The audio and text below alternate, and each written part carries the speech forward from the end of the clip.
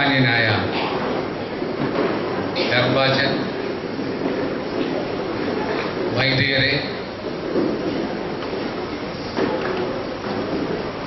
സഭാമക്കളെ, നാട്ടുകാരെ, സ്നേഹിതരെ, സഹോദരി സഹോദരന്മാരെ,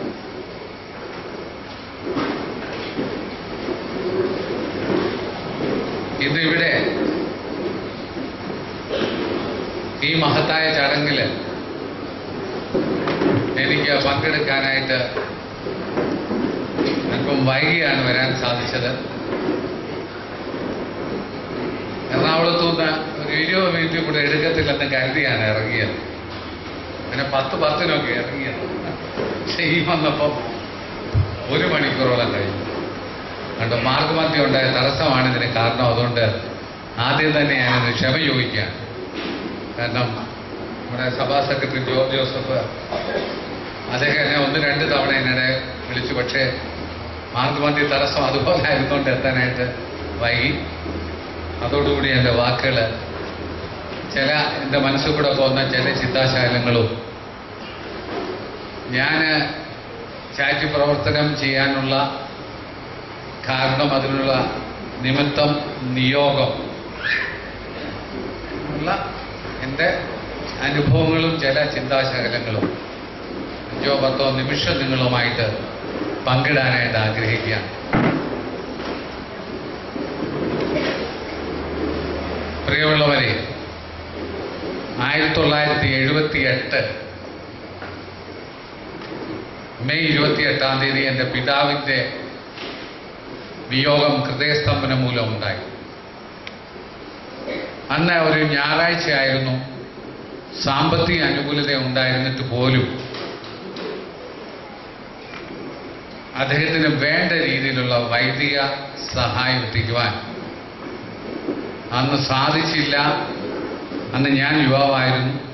24 വയസ്സ് തന്നെ എനിക്ക് കഷ്ടിച്ചായിട്ടുള്ളൂ. ഞാനാണ് അദ്ദേഹത്തെ അപ്പം തന്നെ കാർ വിളിച്ചുകൊണ്ട് ഹോസ്പിറ്റലിൽ കൊണ്ടുപോയത്. പക്ഷേ അന്നത്തെ കാലത്തിൻ്റെ പ്രത്യേകതയും ഞായറാഴ്ച ആയിരുന്നതിനാലും അദ്ദേഹത്തിന് വേണ്ട ചികിത്സ ലഭിക്കാൻ സാധിച്ചില്ല. ഹൃദയാഘാതമാണെന്ന് മനസ്സിലാക്കാൻ തന്നെ വൈകി. കാരണം ആദ്യത്തെ ഉദ്ദേശിക്കാത്ത രീതിയിലുള്ള ഒരു ഹൃദയസ്തംഭനമായിരുന്നു അദ്ദേഹത്തിൻ്റെ വേർപാട് ഒരുക്കിയത്. അപ്പോൾ അന്ന് ഞാൻ യുവാവായിരുന്ന എനിക്ക് ശക്തമായൊരു തീരുമാനമെടുക്കാൻ ദൈവം പ്രയോജിപ്പിച്ചു. അതാണ് പറഞ്ഞത്, എൻ്റെ പിതാവിൻ്റെ വേർപാട് ജീവകാരുണ്യ പ്രവർത്തനം ചെയ്യാനായിട്ട് നിമിത്തമായി ഭവിച്ചു. ഇങ്ങനെ, അതായത് ശാരീരിക മാനസിക വ്യാധി അനുഭവിക്കുന്ന മക്കൾക്ക് ഒരു കാരണവശാലും അവർക്ക് വേണ്ട രീതിയിലുള്ള ശുശ്രൂഷ ലഭിക്കാതെ ആരോഗ്യം വീണ്ടെടുക്കാൻ സാധിച്ച ഈ ലോകത്തുനിന്ന് കടന്നു പോകാവൂ എന്നുള്ള ദൃഢനിശ്ചയം അന്ന് യുവാവായിരുന്ന എനിക്ക് എടുപ്പാൻ ദൈവം അനുവദിച്ചു. അപ്പോൾ അത് പ്രായോഗിക തലത്തിൽ എങ്ങനെ ചെയ്യണം എന്നുള്ള ചിന്ത എൻ്റെ മനസ്സിലൂടെ 1-2 വർഷക്കാലം കടന്നു പോയപ്പോൾ 1980 എനിക്ക് മലയാള മനോരമയിൽ ഉദ്യോഗം ലഭിക്കുകയും പിന്നെ ഞങ്ങൾ തലമുറകളായിട്ട് ഈ ബിസിനസ്സിലുള്ള ആൾക്കാരാണ്. എൻ്റെ പിതാവിൻ്റെ വേർപാട് കൊണ്ടാണ് ഞാൻ ബിസിനസ്സിലപ്പോൾ ഇറങ്ങാതെ ഞാൻ MSW മാസ്റ്റർ സോഷ്യൽ വർക്കിൽ ബിരുദാനന്ദ ബിരുദം എടുത്ത ശേഷം ലേബർ മാനേജ്മെൻറ്റ് സ്പെഷ്യലൈസ് ചെയ്തതിനാൽ മനോരമയിൽ കൊച്ചി യൂണിറ്റിൻ്റെ ഭരണത്തിലും പേഴ്സണൽ അഡ്മിനിസ്ട്രേഷൻ മെറ്റീരിയൽ ഡിപ്പാർട്ട്മെൻറ്റ് ചാർജായിട്ട് എനിക്ക് ജോലി കിട്ടിയിട്ടുണ്ട്. അപ്പോൾ അതിൽ നിന്ന് കിട്ടിയ വരുമാനം,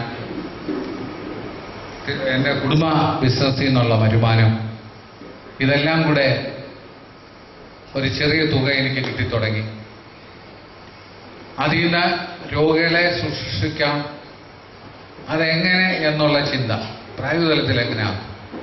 അപ്പോഴാണ് യേശുവിൻ്റെ വചനം എന്നിലേക്ക് അത് പരിശുദ്ധ റൂഹ തോന്നിച്ചത്. അദ്ദേഹം 3.5 വർഷക്കാലം ഇവിടെ പരിശുശ്രൂഷ ചെയ്ത കാലഘട്ടത്തിൽ ശാരീരിക മാനസിക വ്യാധി അനുഭവിക്കുന്ന മക്കൾക്ക് അദ്ദേഹത്തെ വിളിച്ചപേക്ഷിച്ചവർക്ക് എല്ലാവർക്കും ശരീരപരമായി കുഴപ്പമുള്ളവർക്കാണെങ്കിലും മാനസികമായിട്ട് അസ്വസ്ഥതയുള്ള പൈശാചക്തികളുടെ പ്രശ്നങ്ങളുള്ള ആൾക്കാരുടെ വൈകല്യതയെ മാറ്റിക്കൊടുത്തു. പക്ഷേ വിളിച്ചപേക്ഷിച്ച മക്കൾക്ക് മാത്രമേ കൊടുത്തുള്ളൂ.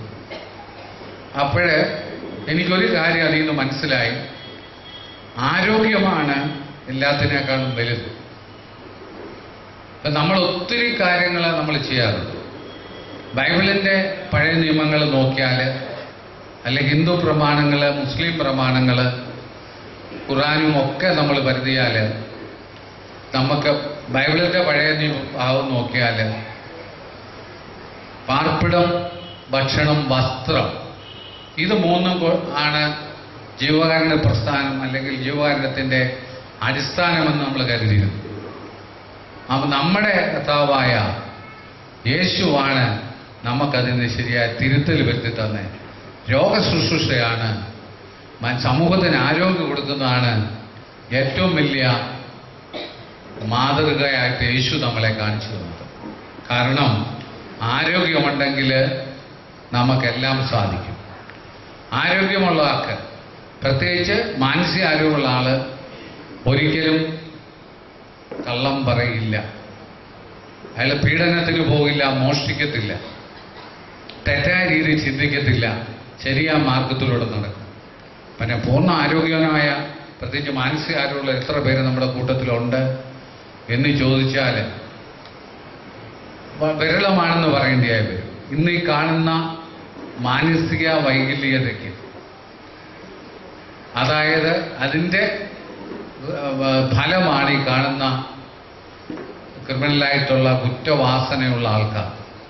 നമ്മളിൽ പലരുമുണ്ട്, അത് ലോകം അറിയുന്നില്ല എന്ന് മാത്രം.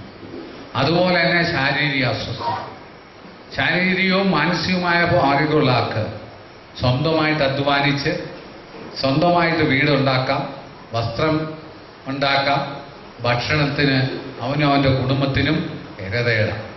അപ്പോൾ അങ്ങനെ ആണ് യേശു നമ്മളെ പഠിപ്പിച്ചത്. അപ്പം ഈ ഫുഡ് ക്ലോത്തിങ് ആൻഡ് ഷെൽട്ടർ മാത്രമല്ല, അതായത് പാർപ്പിടവും വസ്ത്രവും ഭക്ഷണവും മാത്രമല്ല, അത് നമ്മളൊക്കെ സയൻസിലോ സോഷ്യൽ സയൻസിലോ അല്ലെങ്കിൽ ധനശാസ്ത്രത്തിലൊക്കെ സാമ്പത്തിക ശാസ്ത്രത്തിലൊക്കെ നമ്മൾ പഠിച്ചിട്ടുള്ള ഒറ്റ കാര്യമുള്ളൂ, ഫുഡ് ക്ലോത്തിങ് ആൻഡ് ഷെൽട്ടർ. ഇത് ബേസിക് നീഡ്സ് എന്ന് പറഞ്ഞാൽ അതാണെന്ന് പഠിപ്പിച്ചു. ഞാൻ സോഷ്യൽ വർക്കിൽ അതാ പഠിച്ചത്. പക്ഷെ യേശു നമ്മളെ പഠിപ്പിച്ചു അതല്ല, ആവശ്യം സമൂഹത്തിന് ആരോഗ്യമാണ്, വ്യക്തികൾക്ക് ആരോഗ്യമാണ്. അതുകൊണ്ട് ആണ് ദൈവം എന്നെ യേശുവിൻ്റെ സുവിശേഷം പ്രായോഗിക തലത്തിൽ, കാരണം ഇത് practical approach the doctrine of Lord Jesus, യേശുവിൻ്റെ സുവിശേഷം പ്രായോഗിക തലത്തിൽ കാണിക്കാൻ ഒരു എളിയ ശ്രമമാണ് എളിയ ദാസന് കഴിഞ്ഞ 25 വർഷമായിട്ട് നടത്താനായിട്ട് അവിടുന്ന് ഈശോ അതിനെ അനുഗ്രഹിച്ചു, സാധിച്ചു. അതിന് വേണ്ടി തുടങ്ങിയതാണ് മേളം എന്ന മസാലയും അതിൻ്റെ ഉൽപ്പന്നങ്ങളും. അതിൽ നിന്ന് കിട്ടുന്ന വരുമാനത്തിൻ്റെ ഭൂരിഭാഗവും ഇങ്ങനെ ചെലവഴിക്കാനും ഏതാണ്ട് 1.5 ലക്ഷം രോഗികൾക്ക് നമുക്ക് ഇപ്പം ഇതുവരെ സൗജന്യ ലോകശുശ്രൂഷ കൊടുക്കാനായിട്ട് സാധിച്ചു. ഇനി കൂടുതൽ സാധിക്കുമെന്ന് ദൈവം മനസ്സിൽ തോന്നിക്കുന്നു. അതിന് നിങ്ങളുടെ എല്ലാവരും പ്രാർത്ഥന വേണം. അതുപോലെ ഞാൻ അവസാനിപ്പിക്കുന്നതിന് മുമ്പ്, ജീവകാരുണ്യ പ്രവർത്തനം ചെയ്യണമെങ്കിൽ പലരും ധരിക്കാറുണ്ട് ഒത്തിരി പണം വേണം, ഒത്തിരി പൈസ വേണം. പൈസയൊന്നും വേണ്ടാത്ത നമ്മുടെ കുടുംബത്തിൽ തുടങ്ങേണ്ടിയ പ്രവർത്തനമാണ് ജീവകാരുണ്യ പ്രവർത്തനം. നമ്മൾ രാവിലെ എഴുന്നേറ്റാൽ നമ്മൾ ഇതിപ്പോൾ ഏറ്റവും കൂടുതൽ നമ്മുടെ ഭവനത്തിൽ, നമ്മുടെ ഓരോരുത്തരുടെ ഭവനത്തിൽ, നമ്മുടെ കൂടെ അല്ലെങ്കിൽ നമ്മുടെ കുടുംബ ഭവനത്തിൽ നമ്മുടെ പ്രായം ചെന്നവർ കാണും. അവരോടുള്ള നമ്മളെ പെരുമാറ്റത്തിൽ നമ്മൾ അറിഞ്ഞോ അറിയാതെ വൈകല്യത ഉണ്ടാകാം. അല്ലെങ്കിൽ കുടുംബത്തിലെ പ്രശ്നങ്ങൾ ഉണ്ടാകുന്നത് നമ്മുടെ ആ നല്ല രീതിയിലുള്ള പെരുമാറ്റ രീതിയിലെ ചില വൈകല്യതകൾ നമ്മൾ അറിഞ്ഞാൽ നമുക്ക് പെട്ടെന്ന് തിരുത്താനുള്ളതേ ഉള്ളൂ. നമ്മുടെ വീടുകളിൽ തന്നെ രാവിലെ ചിലപ്പം പ്രായം ചെന്ന ആള് വാതിക്കൽ തിണ്ണേലപ്പച്ചനായിട്ട് അദ്ദേഹം അവിടെ ഇരിപ്പുണ്ടായിരിക്കും. അദ്ദേഹത്തിന് ചിലപ്പോൾ കണ്ണിന് കുറച്ച് കാഴ്ചക്കുറവ് കാണാം, അതേ സമയത്ത് ബുദ്ധിക്കൊട്ടും കുറവ് കാണത്തില്ല. അല്ലെ ചിലപ്പോൾ കുറച്ച് ഓർമ്മപ്പിശക് കാണാം. എന്നിരുന്നാലും അദ്ദേഹത്തിന് പല കാര്യങ്ങളും അറിയണമെന്ന് അദ്ദേഹത്തിന് നമ്മുടെ കൂട്ട് തന്നെ ജീവിച്ച് ആ പ്രായത്തിലെത്തിയതുള്ളതായതുകൊണ്ട് കാണും. അപ്പോഴേ അദ്ദേഹം ചിലപ്പം കൊച്ചുമകന് അല്ലെ മകന് രാവിലെ ആ പത്രം തിന്നെ കിടക്കുന്ന എടുക്കാൻ വരുമ്പോൾ എന്താ മോനെ പത്രത്തിൽ വിശേഷം എന്ന് ചോദിച്ചാൽ നമ്മളറിയാതെ ഞാനോ നിങ്ങളോ പറഞ്ഞിട്ടുണ്ടാകാം, അല്ലെ പറയാൻ സാധ്യത ഉണ്ടാകും. അച്ഛാനി പറഞ്ഞ് തന്നെ അച്ഛാ ഇപ്പം നമുക്ക് ആവശ്യം എന്ത് കാണിക്കാൻ. ഇതിനു പകരം ഉമ്മൻചാണ്ടി മുഖ്യമന്ത്രിയാകുന്നെന്നോ അല്ലെങ്കിൽ വേറെ എന്തെങ്കിലും കാര്യങ്ങൾ ആ പത്രത്തിലെ പ്രാധാന്യമുള്ള വാർത്ത പറഞ്ഞ് അദ്ദേഹം പറയുന്ന 1 മിനിറ്റ് അതിന് മറുപടിയും കേട്ട് അകത്തോട്ട് പോകുമ്പോൾ അവിടുത്തെ ആ വെല്ലുമ്മച്ചി ആ വിറയ്ക്കുന്ന കൈ കൊണ്ട് കാപ്പി കൊടുക്കാൻ അപ്പച്ചന് വരുമ്പോൾ അതിന് പകരം ഇത് അപ്പച്ചൻ അറിഞ്ഞിട്ട് എന്നാ വിശേഷം എന്ന് പറഞ്ഞ് കയറിപ്പോകുന്ന മകൻ ചെല്ലുമ്പോഴായിരിക്കും അമ്മച്ചി വിറയ്ക്കുന്ന കൈയുമായിട്ട് വിറയൽ കൈയുള്ള വെല്ലുപ്പച്ചനടുക്കിലേക്ക് ചെല്ലുന്നത്. അപ്പൊ അവിടെ സംഭവിക്കുന്ന എന്താണ്? കാപ്പി മറിഞ്ഞ് അപ്പൊ അകത്തുനിന്ന് മരുമോളോ മോളോ വരുമ്പം പറയും, ഞാൻ അപ്പോഴേ നിങ്ങളുടെയൊക്കെ കിളവിടൊക്കെ പറഞ്ഞതാ, ഇതുകൊണ്ട് പോകണ്ട കളയോന്ന്. അപ്പൊ അവിടെ വലിയ വഴക്കിന്റെ അന്തരീക്ഷം ഉണ്ടായി. നേരെ തിരിച്ചേ മകനോ കൊച്ചുമകനോ പറയുക, അപ്പച്ചാ ഇങ്ങനെ ഇന്ന വാർത്ത അതിനകത്തുള്ളത്, ഇന്നടത്തൊരു പീഡനം നടന്നു, ഇങ്ങനെയൊക്കെ. അത് ശരി മോനെ അങ്ങനെയാണെന്ന് സന്തോഷിച്ചിരിക്കുമ്പോൾ അപ്പച്ചൻ്റെ കൈയുടെ വിറയിൽ കുറഞ്ഞിരിക്കും. വളരെ സൂക്ഷിച്ച് അമ്മച്ചിയുടെ നിന്ന് ആ കാപ്പി മേടിച്ച് കുടിക്കാം, അല്ലെ കൊച്ചുമോനെ കാപ്പി കയ്യിലോട്ട് മകന് കൊടുക്കാം. അത് കഴിഞ്ഞ് ആ കാപ്പി കുടിക്കുമ്പോൾ നല്ല കാപ്പിയാണെന്ന് അപ്പച്ചന് തോന്നുന്നു.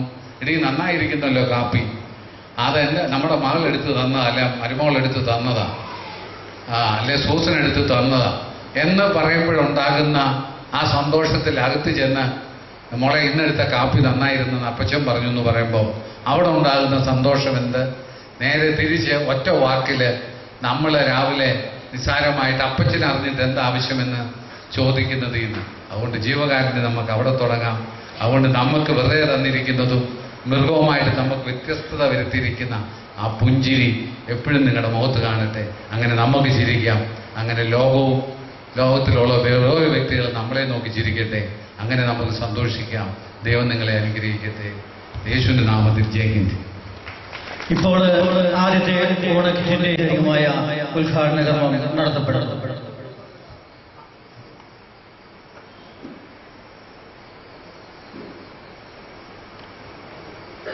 നമ്മൾ ഈ കാണുന്ന ഓണക്കിറ്റിൽ അടങ്ങിയിരിക്കുന്ന മേളം ഉൽപ്പന്നങ്ങൾ നമുക്ക് സ്പോൺസർ ചെയ്ത് തന്നിരിക്കുന്നത് ബഹുമാന്യനായ കുര്യൻ ജോൺ വേളാമ്പറമ്പിൽ അവർക്കാണ്.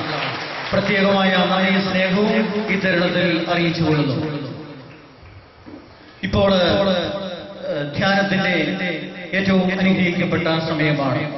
ദൈവത്തിന്റെ സന്നിധിയിൽ നമ്മുടെ ശിരസ്സുകളെ നമിച്ചുകൊണ്ട് ഈ സമയത്ത് ഇന്നത്തെ ധ്യാനത്തിനായിട്ട് നമുക്ക് ഒരുങ്ങാം.